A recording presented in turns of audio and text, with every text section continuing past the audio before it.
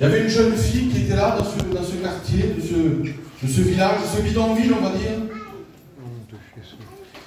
Et son père était très pauvre, mais son père se donnait corps et âme au champ pour aller gagner quelques euros pour faire manger bien sa fille. Arrivé à un certain âge, sa fille, elle avait marre de voir son père se donner dans les champs. Elle est descendue, ce qu'on disait, à la ville. Mais la ville était pleine de dangers. Dans la ville de la Brésil, il y avait la mafia, il y avait toutes sortes de choses qui n'étaient pas bonnes pour sa fille, et le père le savait. Et quand il a appris, à travers une lettre qu'avait laissé sa fille dans la nuit, que sa fille était partie à la grande ville, cet homme était détruit autour de lui. Et puis il a eu une idée, au bout d'un moment, au bout de quelques mois, il a eu une idée. Et la jeune fille, un jour où ça n'allait pas, elle était dans la grande ville, dans une rue où personne ne pouvait la voir. Elle ne dormait entre deux poubelles, parce que là-bas, elle n'avait pas de rien pour manger, rien pour boire, mais elle n'osait plus rentrer dans la maison de son père. Et puis elle marche et son pied tape dans un prospectus.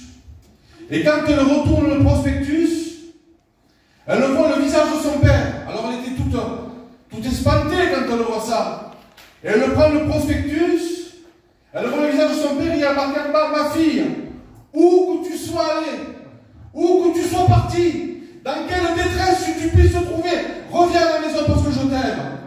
Je voudrais vous dire qu'il y a une personne qui nous aime ce soir, et c'est le Christ. Et peu importe où tu es allé, peu importe qui tu es devenu, le Christ ce soir veut te tendre la main, alléluia. On prend un texte à la parole de Dieu. C'est un texte merveilleux, moi, que j'aime de la parole de Dieu. Ça se trouve dans Marc, au chapitre 11 et verset 2. En leur disant, allez au village qui est devant vous, dès que vous y serez entrés, vous trouverez un homme attaché, sur lequel aucun homme est encore assis. Détachez-le et amenez-le. Si quelqu'un vous dit pourquoi faites-vous cela, répondez, le Seigneur en a besoin. J'aimerais te dire quelque chose ce soir. Cet âne, qui est un petit âne, était attaché. Il y a plusieurs choses qui puissent attacher un homme, une femme, un jeune garçon, une jeune fille. Il y a plusieurs choses qui peuvent attacher. Qu'on soit chrétien ou pas chrétien, écoutez, quand on n'a pas le Christ, on est attaché par le péché. Mais imaginez-vous que quand on est chrétien, des fois on ne s'aperçoit pas. Et doucement, on revient se faire attacher. Mais moi, ce soir, c'est pas ça que je vais vous parler. Je voudrais te dire que ce soir, le Christ est venu pour briser tes chaînes. Et qu'il veut te sortir de ton état. Je ne sais pas ce qui t'a attaché. Écoutez, on peut être attaché par la boisson, par l'alcool, c'est vrai, on dit la drogue, les sorties, la haine. Mais je peux vous dire qu'on peut être attaché par plusieurs choses. On peut être attaché aussi par la dépression. On peut être attaché aussi par des pensées. Vous savez qu'il y a des pensées qui détruisent. Écoutez, vous savez, dans une guerre, imaginez-vous la Russie et l'Ukraine, parce que c'est l'actualité. La Russie, elle vante ses armes. Elle dit, j'ai une arme de destruction massive. Et puis l'Ukraine, elle dit, moi aussi j'ai des armes. Je voudrais vous dire qu'il y a une guerre entre les ténèbres et la lumière. Et dans cette guerre, le diable a une arme. Et il a utilisé dès le commencement de la parole de Dieu. Dès le commencement de la parole de Dieu, le diable est venu rentrer dans le jardin d'Éden et il a dit à Ève, Dieu a-t-il réellement dit? Il a commencé à venir mettre cette pensée, est-ce que c'est vrai? Et peut-être tu as passé la réunion, toi tu es rentré, tu t'es dit, est-ce que c'est réellement vrai la réunion? Parce que le diable vient avec des pensées comme ça, il essaie d'accabler même les chrétiens. Il peut venir au pianiste, à Jimmy, et lui dire, ça sert à rien ce que tu fais, Jimmy. Il peut venir à Abraham, à Michael ne monte pas aux études, tu vas rien servir. Il peut venir à Abraham, arrête les réunions, ça sert à rien. Il est le père du mensonge. Et ce soir, il va être démasqué. Parce que si lui, il a une arme, qui peut mettre des pensées, qui peut essayer de nous décourager, eh bien le Seigneur a une arme aussi. Parce qu'à la croix, il a brisé l'ennemi. Il a détruit l'ennemi. Et ce soir, nous sommes plus que vainqueurs. Alors toi,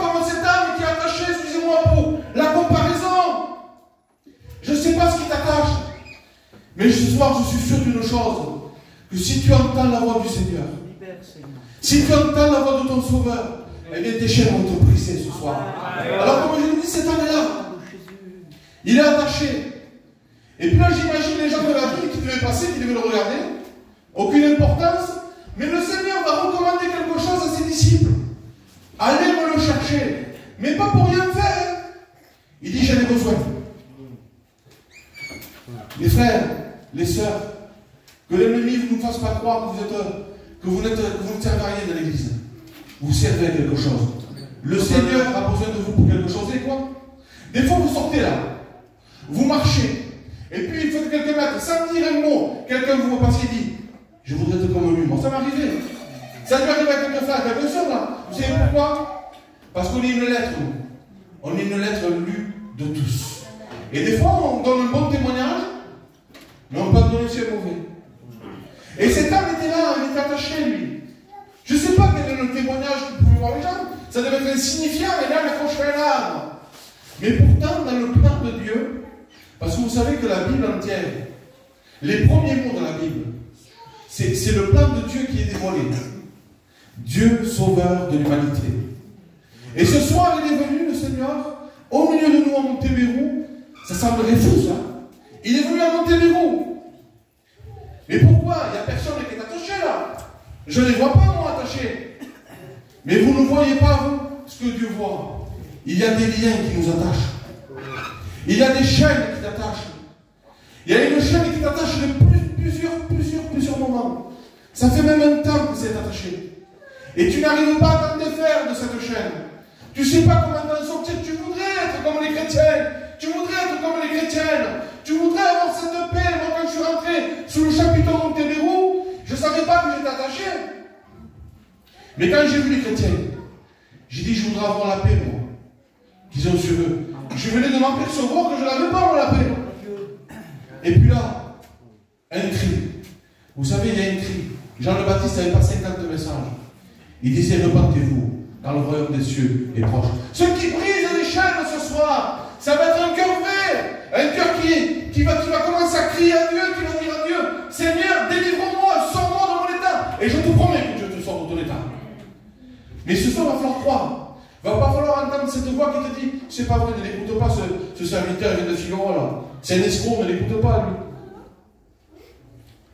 J'ai le plus beau des messages. Amen. Vous avez vu, moi, je suis pas un savant. Mais quand Dieu met quelque chose dans mon cœur, je le sais. Amen. Et ce soir, j'ai le plus beau des messages pour toi. Peu importe où tu es là, je veux te dire quelque chose. Jésus t'aime. C'est ça qui m'a sauvé, moi. Ce qui m'a sauvé, moi, c'est qu'un jour, j'ai entendu que quelqu'un m'aimait. Moi, j'étais quelqu'un qui marquait le ciel, Abraham. Je marquais 666 sur l'église. Et je disais, moi, ces gens sont tous sauf de Dieu. Et parce que l'homme a prié. Parce que l'homme a cru que Dieu pouvait me changer. Et qu'il a regardé ça et qu'il a dit, Seigneur, cette personne qui a fait ça, qu'un jour il puisse être là derrière le public et témoigner que Jésus est vivant. Parce que cet homme a fait ça. Je le dis parce qu'il n'est pas là. Va profiter. Parce que Kagou, un jour, quand je suis allé dans son annexe, que j'ai marqué 666, moi qui est attaché par le péché, la colère, la haine, la dépression, tout ce que vous voulez, et qui était rebelle, parce que vous savez que la lumière dérange les ténèbres, hein. Et puis là, j'étais dérangé, alors j'ai marqué, moi, avec mon copain, j'ai marqué ça. On va dire, on va faire énerver nos pasteurs, tu vas voir qu'ils ne sont pas tant amoureux que ça, tu vas voir. Et puis le pasteur, il a parlé devant. Je ne sais pas ce qu'il disait, j'ai su après. Il disait, Seigneur, que ce garçon-là puisse le voir dans la vie. Et gloire à Dieu ce soir. Gloire à Dieu. Non seulement je témoigne, mais aujourd'hui je prêche l'évangile. Et ce soir je crois en la puissance de Dieu. Si Dieu l'a fait pour moi, il va le faire pour toi. Ouais. Tu as peut-être la chaîne de la maladie. Et bien ce soir, au nom de Jésus, la chaîne de la maladie est brisée. Tu as peut-être la chaîne de l'angoisse, de la dépression. Tu tourmentes le soir, tu te tourmentes, tu ne dors pas. Et celui qui donne la paix s'appelle Jésus. Il n'y a pas longtemps de ça, j'étais dans la région de Toulouse. Et j'allais pour mon travail. Et je disais au Seigneur, je dis Seigneur, je demandais pardon à Dieu. Je dis parce que je disais Seigneur, pour mon travail, je suis capable pour le travail d'aller jusqu'à Toulouse, pour gagner un petit billet. Et je disais pourquoi je ne suis pas capable de taper le voisin des fois. Je demandais pardon à Dieu. Et puis tout à coup, le Saint-Esprit a mis quelque chose dans mon cœur. Il a dit, Steve, est-ce que tu crois que tu es là? Est-ce que tu crois que tu es là pour travailler? Moi j'étais là, j'étais souris, j'étais choqué. Et puis j'arrive dans le village, il fallait monter je ne sais pas combien de marches. J'étais avec mon garçon qui était là. Il me dit, il faut monter tout en haut, là, le GPS c'est tout en haut. Il faut laisser la voiture en bas, et on marche, on marche. Et je te rends compte jusqu'à où je suis capable d'aller. Et puis je tape à la porte. Quand je tape à la porte, le Seigneur revient mettre dans mon cœur, est-ce que tu crois que tu es venu là pour le travail? Et puis je continue, je tape. Un jeune foyer, 26 et 30 ans. Elle, directrice du magasin Action sur Toulouse, et lui, adjoint de direction. Belle maison, situation financière terrible. Et moi je dis, Seigneur, tu ne me trompes pas. Abraham, Dieu ne trompe pas ses serviteurs. J'ai dit, bonjour, je suis là pour le chemin, je suis là pour faire l'affaire, oui, pas de problème. Je fais des papiers, je rachète des chiens, moi je les revends. Je fais les papiers, et puis là je vais pour partir, le Saint-Esprit remet dans mon cœur, et tu n'es pas venu là pour ça. Donc je me retourne, je dis, madame, je peux vous dire quelque chose? Je voyais qu'il y avait quelque chose, mais je n'avais pas discerné, moi. Mais Dieu l'a vu. Et puis là, cette femme me regarde et dit, oui, monsieur, dites. Je dis, voilà, je suis serviteur de Dieu. Et puis quand j'ai dit ça, elle commence à pleurer. Elle commence à pleurer, son mari aussi. Alors je ne comprends pas, moi je suis là, je suis espanté, mais en réalité, il n'y a rien d'étonnant de la part de Dieu, de la parole de Dieu. Et puis je suis là, je le regarde. J'ai dit, oui, je suis serviteur du monsieur, voilà. Mon foyer, ça fait 5 ans, elle est en dépression, ma femme. On va la faire rentrer à l'hôpital. On va la faire hospitaliser parce qu'elle est en dépression. Et dis-moi, elle dit, j'en peux plus, on va se séparer, on sépare nos biens, c'est fini. Je dis, vous, est-ce que vous avez 5 minutes? Vous savez, la prédication, 1 heure, 2 heures, pas besoin. On l'a chanté, un mot de Dieu et tout repart. Et puis là, je suis là, je dis, vous m'accordez 5 minutes? Elle me dit, oui, allez-y, monsieur. Bien sûr, monsieur le pasteur, vous pouvez aller. Et puis je parle de l'amour de Jésus. Je dis qu'il y a un Christ qui est monté à la croix pour détruire les œuvres du diable. Je dis que Christ est vainqueur à la croix. Je lui dis que le sang a coulé pour pardonner les péchés. Je lui dis qu'il est capable de briser les chaînes et qu'il a tenu liées. Et puis là, les deux s'avancent sur moi, ils commencent à pleurer. Et puis ils sont là, ils s'appuient sur mes bras, Abraham. Ils s'appuient sur mes bras. Et puis je suis là, j'ai dit, attendez, on prie. Mais il va encore falloir demander pardon à Dieu. Il dit, oui, monsieur, on va demander pardon à Dieu. Et puis on commence à demander pardon à Dieu ensemble. Et puis il demande pardon à Dieu. Et puis moi, je m'en vais chez moi. J'ai fait mon travail, ça s'est arrêté là. Belle expérience et tout. Et puis 2 jours après ou 3, le téléphone sonne. Puis je vois mon numéro de téléphone. C'était celui de la dame. Je décroche et j'entends au téléphone, miracle, miracle, miracle, miracle. Je dis, madame, quoi miracle? Il dit, monsieur, après 5 ans de dépression, je devais être enfermé dans un hôpital psychiatrique. Jésus-Christ a rebâti ma vie. Alléluia. Il est le Dieu de l'impossible. Et ce soir, tu n'as pas besoin d'autre chose. Tu es attaché à ton péché. Tu es peut-être dans la dépression. Tu es peut-être rongé par des pensées. Dieu t'aime. Et Dieu va te délivrer ce soir. Amen. Vous me permettez 5 minutes encore? Amen. On peut être attaché aussi à l'argent. On peut être attaché à toutes sortes de choses. Je sais que vous connaissez la parole de Dieu et que l'histoire de Naaman qui va aller dans notre comté et qui va tomber sur un serviteur qui s'appelle Géasi. Et Géasi, il va non seulement être attaché au mensonge, mais il va être aussi attaché à l'argent, Géasi. Parce que quand le serviteur repart, il le court derrière et lui dit, il y a des personnes qui sont arrivées chez moi, et on a besoin d'étudier, on a besoin de ci, on a besoin de cela. Il est attaché à l'argent. Vous savez ce qu'il a récolté? La lèpre. Parce que quand on s'attache à des choses à travers le mensonge, excusez-moi, le mensonge ne vous amènera pas à la vie. Le mensonge vous amènera à la mort. Le mensonge vous amènera à vous retourner, à vous attacher à des choses qui ne sont pas la gloire de Dieu. Le mensonge, vous vous retrouverez comme cet âne qui est attaché. Il est venu pour détruire les œuvres infructueuses du diable. Vous savez ce que ça veut dire infructueuse? Je vais te le réaliser. Tu ne portes pas de fruits. Ce qui porte du fruit, c'est ce que le Christ met dans ton cœur. Alléluia. Et ce soir, je crois que le Christ est en train de mettre la parole de Dieu dans ton cœur. La parole qui va te réconforter. La parole qui va te relever. La parole de Dieu, c'est celle qui affranchit les hommes. Vous savez que la Bible dit que heureux à qui le péché est pardonné. Il n'y a pas d'autre moyen d'être heureux si le péché n'est pas pardonné. Tu peux croire être heureux, tu peux croire être heureuse, mais tu n'es pas heureux ou heureuse si le péché n'est pas pardonné. Il y en a qui se croient heureux, parce que c'est des bons moments. Et puis là, je sais qu'au moment où je te dis quelque chose, tu te dis, ici je donne ma vie à Dieu. Je pourrais plus aller là-bas. On le dit les endroits.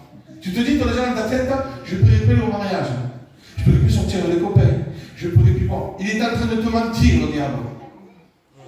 Pourquoi? Parce que c'est plus je ne pourrais plus. S'il te rend réellement libre, c'est je ne voudrais plus.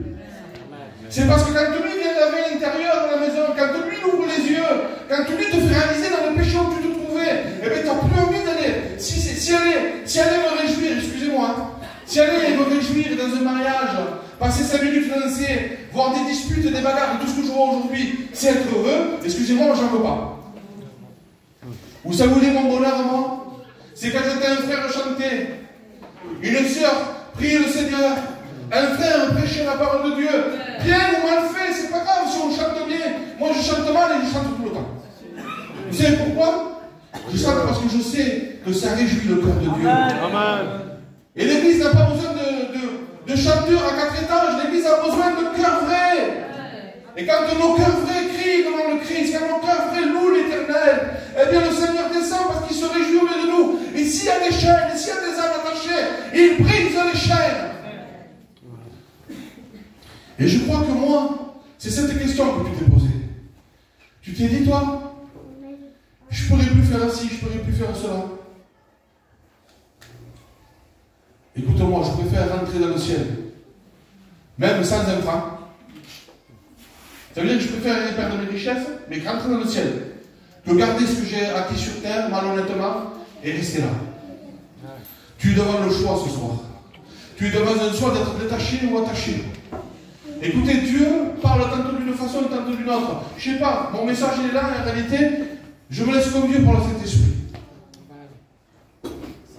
Ma compagne, il y a quelque temps, était dans un hôpital pour sa mère. Et puis là, il y avait une jeune fille musulmane. Regardez comment Dieu détache les choses. Et cette jeune fille musulmane était là, et ma compagne lui avait dit, ça va, tu vas bien? Elle a dit oui, mais ça n'allait pas du tout. Le soir, cette jeune fille a téléphoné à ma compagne. Elle a dit, pourquoi tu m'as demandé si ça allait bien? Il dit, parce que j'ai vu, il dit ma compagne, que ça n'allait pas. Il dit, mais j'ai quelque chose à te dire, c'est que Jésus t'aime. Bon, cette jeune fille musulmane a raccroché.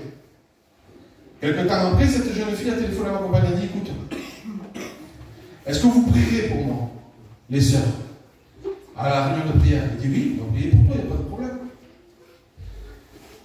Et ma compagne lui dit encore que Jésus l'aime. Et puis, après jeûne et prière, on reçoit un message audio enregistré. Et elle dit, fais écouter ça à ton mari. Vous savez que cette jeune fille, je l'ai dit, elle était musulmane. Mais elle avait un gros problème. C'est qu'elle fait une grosse dépression. Elle se cache dans des endroits vers la verrine, tout ça. Elle se cache dans des endroits ténébreux où personne ne la voit pour boire. Écoutez-moi, son Dieu peut rien faire pour elle. Si elle est musulmane, elle doit connaître son Dieu. Son Dieu ne peut rien faire pour elle. Elle se noie dans la boisson. Elle se noie dans la dépression. Et puis ce soir-là, elle était cachée au bout d'une rue. Elle a dit à ma femme, si même j'aurais dit de venir me chercher, vous ne m'aurez pas trouvé. Et ma compagne dit, écoute, dis-nous qu'est-ce qu'il y a. Il dit, voilà. Il dit, j'étais caché au fond là-bas, je buvais. J'étais caché. Et puis, j'ai vu des phares d'une voiture arriver. La voiture s'est mise à côté de moi. Il dit, c'est un jeune garçon qui est tapé à ma fenêtre. Alors le jeune garçon, lui, il était en train d'être découragé. C'était un chrétien. Il était découragé, lui. Le Seigneur, d'une pierre, l'a fait deux coups. Quand il roulait, il a dit, rentre dans cette rue-là. Il a senti quelque chose qui lui est rentré dans la rue. Il est rentré dans la rue sans savoir pourquoi il est rentré. Et arrivé au bout du chemin, il est tombé sur une voiture. Quand il a regardé, il a vu une femme qui buvait. Il a tapé à la fenêtre. Il a dit, il faut que tu escampes tout ça. Il dit, j'ai quelque chose à te dire. Et cette jeune fille était là. Il dit, Jésus t'aime. Écoutez, elle est allée dans quelques réunions là, à la honte de venir au quartier. Peut-être qu'elle viendra un soir ici s'assied, je ne sais pas. Mais je sais une chose, c'est que le Dieu qu'elle possédait ne pouvait rien faire, mais le Dieu que nous possédons, briser les chaînes. Et là, tu es dans la même opposition, toi. Mais moi, je ne vois pas, moi, je ne me cache pas. Oui, mais moi, je ne vois pas. Ta lèvre. Mais Dieu le voit. Excusez-moi, Dieu le voit. Tu peux le cacher sous le tapis en rentrant chez toi. Tu peux la cacher dans le placard, ta lèvre. Tu peux essayer de la cacher où tu veux. Dieu la voit. Et ce soir, il veut te libérer, détacher, parce qu'il a besoin de toi. Et vous savez qu'est-ce qu'il fait quand l'âne arrive? Le Seigneur, il dit qu'il s'assied dessus pour rentrer dans la ville. Pour rentrer dans la nouvelle Jérusalem, il va falloir que le Seigneur soit ici. Il va falloir te pardonner de ses péchés. Il va falloir qu'il rentre à bord, le Seigneur. Il va falloir que tu aies ton ticket, comme je le dis moi, pour entrer dans le ciel de gloire. Et si tu ne l'as pas, écoutez, on n'a pas le temps de vous passer la pommade. On n'a pas le temps de vous prêcher l'évangile de rose. Je n'ai pas le temps de vous dire ça. Nous sommes dans la dernière heure, mes enfants, disait l'apôtre. Réveillez-vous, nous sommes dans la dernière heure, il dit. Et je vous promets qu'au cardan de Dieu, à l'horloge de Dieu, nous sommes dans la dernière heure. Et ce soir, tu n'as pas le temps de rester attaché parce que ton péché te plaît. Non, non, tu dois voir ton péché comme dans la boue. Et si tu demandes pardon de tout ton cœur à Dieu, je sais que vous l'avez entendu ce message, mais ce soir, je ne sais pas pourquoi, c'est ton soir. Amen. Amen. Je ne sais pas pourquoi c'est ton soir à toi ce soir, où les chaînes sont défaites. Et aussi que tu repars chez toi. Cette fois-ci, pas avec une réunion dans le cœur, mais avec Jésus. Avec Jésus. Avec Jésus. Avec Jésus. Alléluia. M'accorder 5 minutes et je vous promets, je finis. Je ne suis pas long, 20 minutes. Imagine-toi. Je voulais te mettre à la place. Je veux que tu réalises ce soir réellement ce que je vais te dire. Tu es venu à la réunion pourquoi? Pour passer un moment ou pour repartir avec Jésus? Tu es venu à la réunion pourquoi? Pour repartir attaché ou détaché? Pourquoi tu es venu à la réunion? Écoute, tu peux venir à la réunion 50 fois. Si tu veux pas, s'il n'y a pas ce cri dans ton cœur, si tu ne veux pas réellement que tes chaînes soient brisées, si tu ne demandes pas réellement à Dieu de te libérer, je te promets que tu vas rester attaché. Abraham, on peut briser les chaînes, moi et toi? Hein? Et moi, je crois que ce soir que le Seigneur est là. Et que le Seigneur est venu briser tes chaînes. Alors, on sait ce qu'on va faire. De Jésus. Moi, je n'ai pas l'habitude de prêcher longtemps, je vous le dis. Mais je vais directement au but. J'aimerais qu'on coupe l'offrande. J'aimerais que l'Église intercède. Que l'Église prie. Il y a des personnes qui ont besoin d'être libérées. Je ne sais pas ce qui te tient. La maladie, la dépression, n'importe quoi. Mais tu es tenu, tu es attaché, tu es attaché. Il t'aime, Jésus. Amen. Alors pendant que le frère joue un chant à la gloire de Dieu. La gloire de Jésus. La gloire du Seigneur. Un jour, un lépreux s'est approché du Seigneur. Et il me dit une chose. Il a dit, Seigneur, je sais que tu peux me guérir. C'est beau, c'est extraordinaire. Parce qu'il avait réalisé que Jésus pouvait le guérir. Mais il y avait une chose que cet homme, il ignorait totalement. Il ne savait pas que Dieu l'aimait. Par-dessus tout, il allait le guérir et le sauver parce que Dieu t'aime. Et le principal, c'est de te guérir de ta lèvre, mais aussi de te sauver. Oui, parce que la guérison de l'âme est plus importante. Alors ce soir, on va faire quelque chose. Pendant que l'Église prie, pendant que ton cœur est en train de battre à toi, si tu veux que ce soir les chaînes du péché soient brisées, les chaînes de la maladie soient brisées, eh bien tu vas faire quelque chose. Tu vas lever ta main à ta place. Alléluia. Tu vas lever ta main à ta place en signe d'acceptation du Seigneur, et que derrière ta main il y ait ton cœur. Et puis Dieu, c'est lui qui va faire le travail. Alléluia. C'est lui qui va venir briser tes chaînes. Alors est-ce qu'il y aurait une personne ce soir qui voudrait accepter le Seigneur? Tu lèves ta main à ta place, on prie pour toi. Une personne qui voudrait donner sa vie à Dieu. Une personne qui a compris qu'il est attaché.